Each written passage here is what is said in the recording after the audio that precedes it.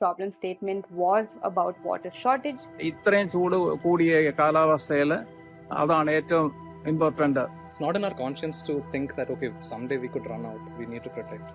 അതിൽ 1000 square feet വീട് പണിയുന്നതിന് തറ കിട്ടുന്നതിന് 5000 litre വെള്ളമാകും. I think it's important to talk about the impact of reduced water intake on human health. This is the worst thing that I've been facing in Bangalore right now. And do we have a plan for this? Water, the true cost of water is what's called the ecological cost. And the true cost is when we return water back into nature at the same quantity and quality at which we appropriated it. Policymaker striving for solutions, the scientist pioneering for sustainable practices, and the everyday heroes advocating for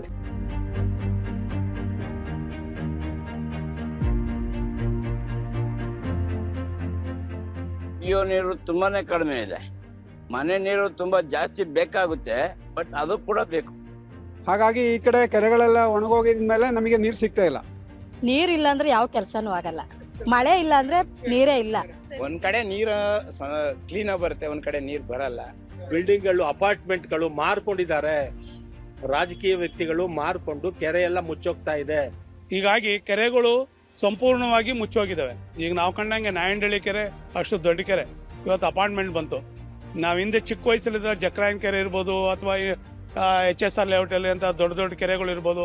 ಆ ಕೆರೆಗಳಲ್ಲಿ ಇವತ್ತು ನಿರ್ನಾಮ ಆಗಿ ಬಡಾವಣೆಗಳಾಗಿ ನಿರ್ಮಾಣ ಆಗಿದೆ.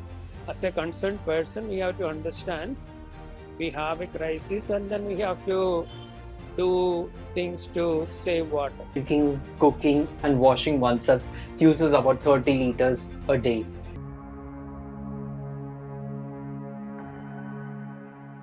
So how much water does a normal adult need to consume on a daily basis?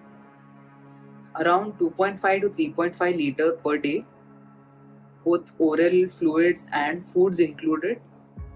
And this amount may vary based on the gender of the person, climate, physical activity, the size of the person, and any other illnesses the person might be having, or conditions like if the person is pregnant or breastfeeding, then the requirement may be more.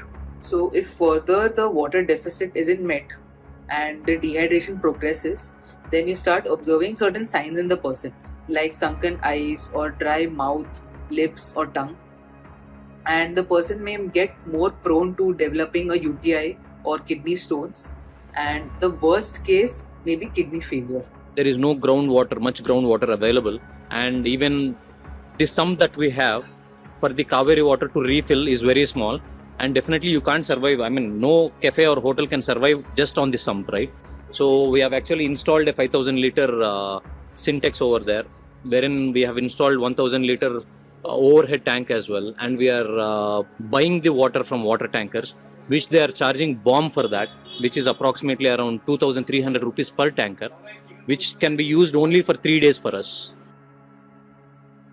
We always get to hear about incidents of water contamination and drinking water contaminated sources of water, and because of which we had outbreaks of, say, gastroenteritis and diarrhea or something like that.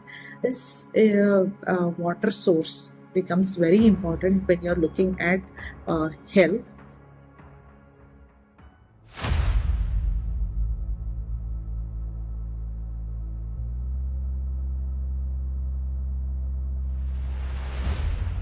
There is a water crisis, but this water crisis is not of the resource itself, but because of lack of governance and mismanagement of the resource. Poor people, migrants, slum dwellers, those who occupy lands which are prone to flooding, have always been facing a crisis either due to shortage of water or due to heavy rainfall and downpour. Rich people can buy themselves out of a problem. They can buy tanker loads of water, they can buy a filter in their homes, an RO system, a UV filter, and make sure that the quality of water is good. Water is essentially a social construct, and justice for water means that we take into consideration that water is a human right, that everybody should have universal access to it. But beyond a certain point, you must pay the true economic price for water so that you don't waste it in washing cars, for example, or filling swimming pools or watering your lawns. So how do we transcend the human right to water and the economic good that water is a big challenge for us as a society. We need to address that. If we do that and we take the goal of universal water for all, some water for all, not all water for some, then there will be no water crisis. Otherwise, there will always be a social crisis, not a resource crisis as much. நீரின்று அமையாது உலகினின் யார் யார்க்கும் வானின்று அமையாது ஒழுக்கு. In planning and in development, so we have a couple of things. There are two major things, that is the blue and the green infrastructure. Nothing but the water and the green cover of the city and the green permeability of the city. So blue water has got again two parts. It's got like surface water, and that basically includes all your lakes, rivers, canal, the natural systems. And then the second part to it is the groundwater, underground water. So that will be your groundwater recharge, your aquifers, charge wells that you create. We have this traditional Bavi kind of system in Bangalore, right? It is there in all the villages, in all Indian cities, you have that well, traditional. So that also adds to the groundwater thing. So when you say both of this together, when you look at it, how do you mitigate this blue water systems? When you talk about the surface runoff or replenishing of lakes, it is a kind of a crucial thing which helps in infiltration of water. So earlier it was known for a city of 1,000 lakes, and it has had this tradition of creation of multiple lakes at different altitudes, because it's at the 900 main sea level and it doesn't get that natural flow of a river or anything. So it had to create multiple pockets at its different level gradation of the earth. So they have created multiple lakes, and then one lake fills up and it cascades through to another lake through canal systems, and that is nothing but the Raja Kalways, which we call today. So, and this whole process helps in, restoration, holding, capturing, and then use of this water for maybe it could be for potable purpose or any other purposes which we use in Bangalore for general purpose. So another important thing with catching water is that these ponds and all these trenches, they all play a very supporting role. The main water catchment or arresting erosion or runoff is done by the vegetation on ground. So in this context, it's also very important to know why the native trees are important and not just any other trees. So what we do here in the nursery is that we only raise trees that are from the ecoregion, from the bioregion, and we collect them from nearby hills. And that's what, even when we are planting, we only plant them. This is because what has historically evolved here, in the process of evolution, these trees have become dry deciduous forests. Like for example, if you were to go towards the coast, you will see more of evergreen. If you were to go towards Chennai, you'll see trees with bigger leaves. And the reason for that kind of an evolution is that the trees here are maximizing they're optimizing how they manage water. The smaller the leaves, the easy for them to manage evapotranspiration, or how they, release, like how they access water basically.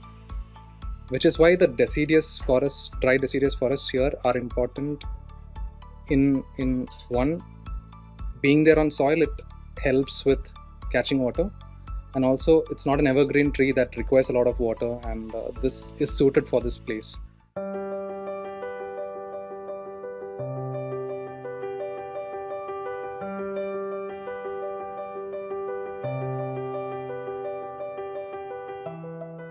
ആയിരം square feet വീട് തറ കെട്ടുന്നതിന് 5000 litre വെള്ളം വേണം, തറ മാത്രം കെട്ടുന്നതിന്. പിന്നെ belt വാർക്കുന്നതിന് 3000 രൂപ ആവും, അതിന് മണ്ടയിൽ ഇത്രയാവും. പിന്നെ വേറെ ഇനി ഭിത്തി കെട്ടേ ഉള്ളൂ, അതപ്പോൾ അത് രണ്ടും തീർന്നു. മഴക്കാലത്താണ് വീട് പണിയേണ്ടത്, എപ്പോഴും സെറ്റായിക്കൊണ്ടിരിക്കും ആൾക്കാർ. സമയം ഞങ്ങൾക്ക് ശാലം വ്യത്യാസം വരും. വീട് പണി എപ്പോഴും അന്തരീക്ഷം തണുക്കുന്ന മഴക്കാലത്താണ്, പൊട്ടലാട്ടൊന്നും വരത്തില്ല. എന്നാലും വെള്ളമാണ് മെയിൻ വീട് പണിക്ക് വേണ്ടി, എന്നാലേ ഉറക്കത്തുള്ളത്. സെറ്റിങ് ആണെങ്കിലും എല്ലാം.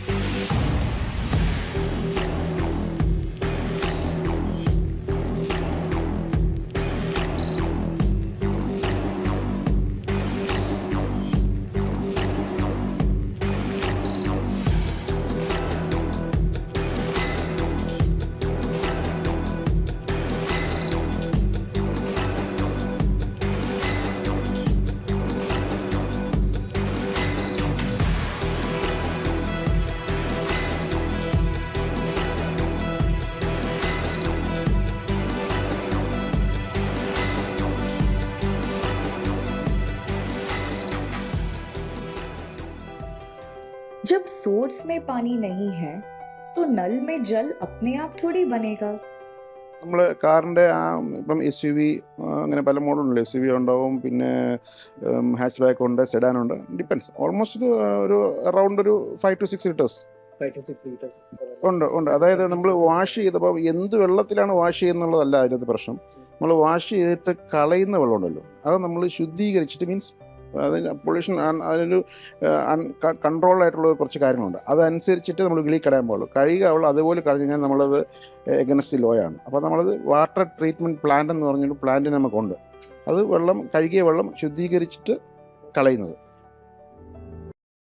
The future depends on what we do in the present.